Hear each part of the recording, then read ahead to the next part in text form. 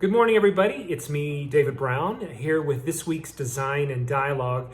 And this week I want to talk about something that is the polar opposite of turkey stuffing, and that is succession planning.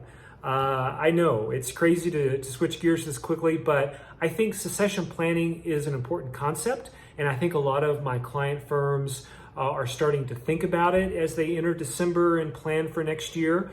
Now, what is succession planning? Just a quick definition. It is the planning that firm ownership and leadership does to transition out of the firm and pass ownership on to another entity, another body, another person. So it is planning your retirement as an owner, basically. And what I want to do in this Design and Dialogue is share one concept that I want you to think about as you think of your own firm's succession planning. It can be a complex thing. In fact, it is probably the most complex thing that you're going to do as an owner is to plan your own succession out of the firm. So I'm not going to get into all that in this very short video. I can't. If you want to talk further, you're always free to give me a call. I'm happy to support you in any way. What I want to do here is really just share a concept. And that concept is generational planning. Let me say it again. Generational planning. Your firm is currently or will be at some point in its growth made up of 3 generations.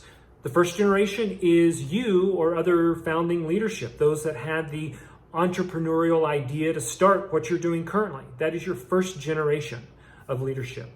Your second generation are those managers, those lieutenants that are supporting you in critical ways as you grow your firm, being it organizationally, process-driven, whatever it is, they are the people that you're leaning most on to do the work day to day.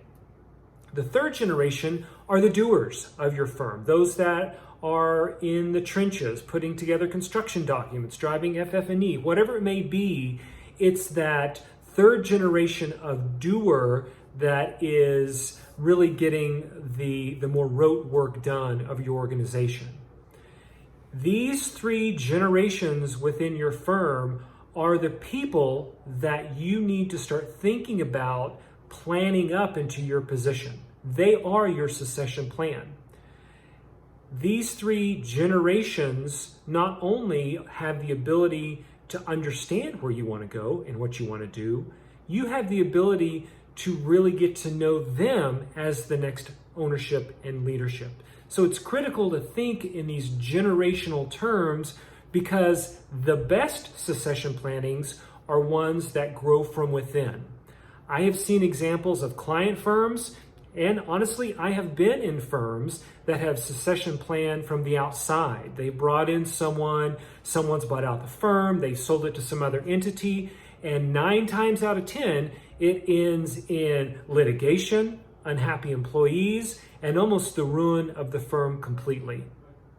Now, that's not to say it can't work, and that is a valid option for some, but for the majority of my clients who want their firm to continue, right, but need a retirement plan out, it's this generational idea that makes the most sense. And grooming those 2 generations below you to take over your firm gives you the most control of what your firm looks like after you're gone. Now, again, I get this is a complex issue. This is a very simple concept meant to get you thinking about who is in your firm and thinking about what's needed to promote them up into your succession plan. Be it 5 years, 10 years, 3 years, I don't know how long your plan might be, but now is the time to start thinking about who does what and what skills not only do they bring, but what do they need to be trained on. Please reach out if you have more questions about succession planning. I'm happy to help in any way. You can get my contact information in the links below. And as always, like this video, share it around with others in the industry. I really want these things to get to the right people, those that are asking those questions that I may not know about. It's the main reason I started these Designs and Dialogues. That's it for this week, everybody. I really appreciate it. I look forward to connecting with everybody next Wednesday. Have a great day.